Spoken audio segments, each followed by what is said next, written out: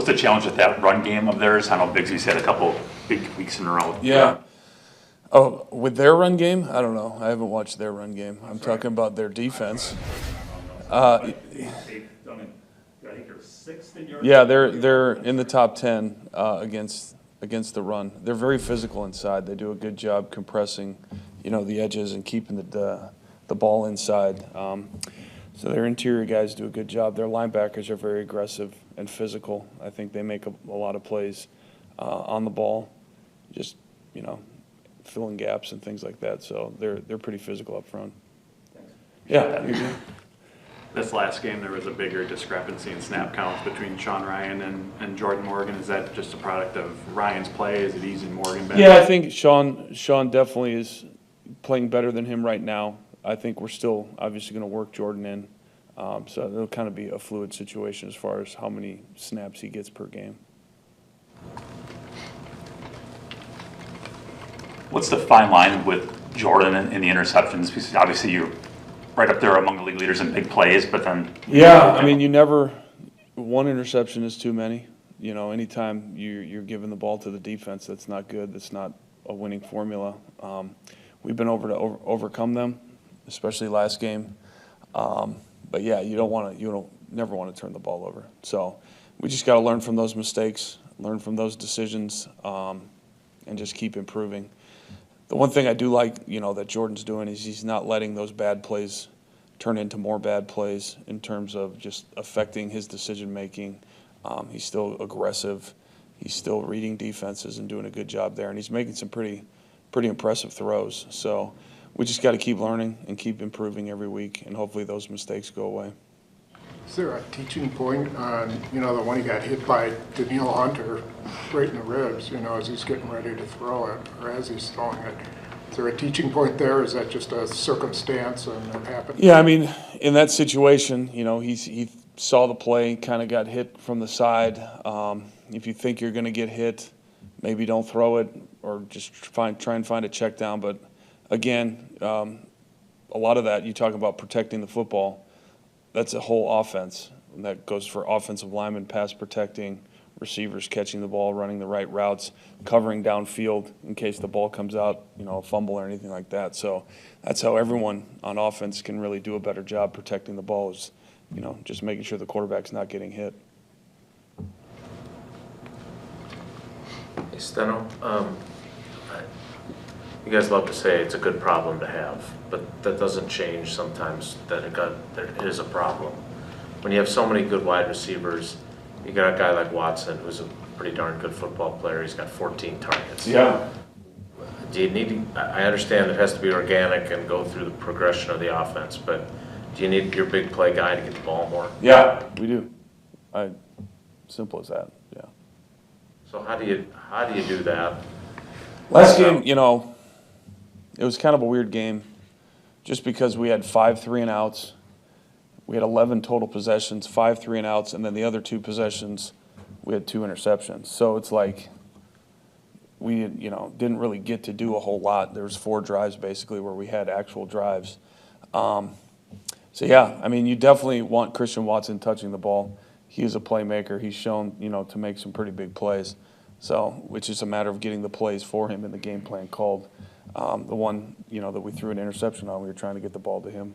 On that one, it just didn't work out. So, yeah, it's just one of those games for him that we didn't get him the ball very much, but he is a guy that we certainly want him to touch the ball more for sure. If they get their linebacker back, Oluwakan, what's kind of the challenge with him? Because he had tackles the last couple of years. Yeah, no, he's a very productive guy. He does a really good job, again, in the run game.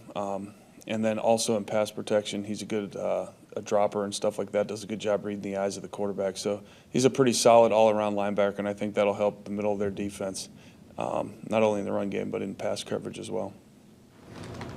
Adam, what did it mean to finally get Josh's receiving touchdown after all this year? It was awesome. Yeah, it was great. We've been talking about it for a couple of weeks, so it was a good thing to finally get that off our shoulders. I'm sure Josh felt some relief there. But no, that was a special time, a special moment. It was pretty cool to see.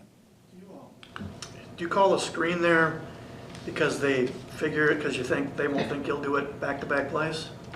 Yeah, I mean, it was just one of those things where Jordan kind of read it out, saw the coverage, and made the call. So it was one of those things that, like, he had a couple of different options on the play depending on what he saw the defense do. And obviously, we liked the screen versus that coverage, so he made a good decision to get the ball to Josh on that one. So he made that call at the line. Well, he made the decision based on what the defense was showing with the play. But yeah, I think we knew in that situation what coverage we were thinking they were going to be in, so we liked the screen on that one, for that one. Was that a true screen? Because it almost looked like a Texas route too. Yeah, it's a screen, and then we had an option to throw the ball to the field depending on, again, the coverage, or you could throw a fade to Romeo, different options on that. It's a cool play. I think it was Ryan, right, who was out in front. Yes. That's got to be a challenge to not get downfield. Yeah, there's definitely a timing element to that where you got to make sure, as you release, that you're not downfield before the quarterback throws the ball. There's certainly a lot of timing. Earlier in the year, we messed that up a couple of times. We had a few, especially one game. So, yeah. Steno, was that hard to, like, O'Connell, when the Vikings came in here, it was pretty clear they wanted to get Aaron Jones a touchdown, right? And your defense stopped them. Is it hard when you're trying to get some specific guy an Sometimes it opportunity? is, yeah. Sometimes when you try and force it, it doesn't always work out. But, yeah. Yes, it is. Yeah, that's about it. Sometimes it is.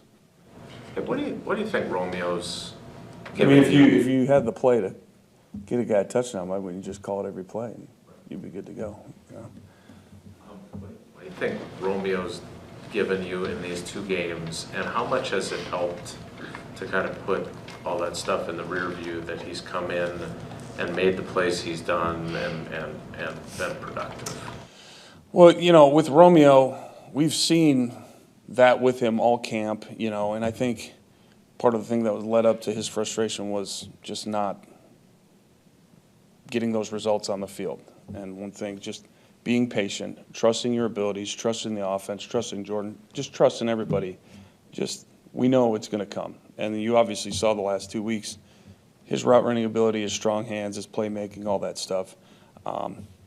He's a very talented guy, and I'm really glad that we've all put that behind us and we can move forward because, as you saw, we're a lot better team with him than without him for sure. With Beck gone, are you going to probably lean on Fitzgerald to help you out? And, Yep. and have you gotten a better feel for Yep. what he Yeah, no, I'm excited about him. He very athletic guy. He's a big kid, but he's athletic, really good hands. Does a good job in the run game, very intelligent. Tight ends have one of the biggest jobs in our offense, just obviously knowing the pass game, but also being very integral in the run game as well. So he's done a really good job, and yeah, I'm excited to see him go out there and play. play with that size in the run game? Mhm. I mean, does he look Yeah. like? Yeah, it'll be interesting to see him out there because you see him on film, but just out there watching him, it'll be good.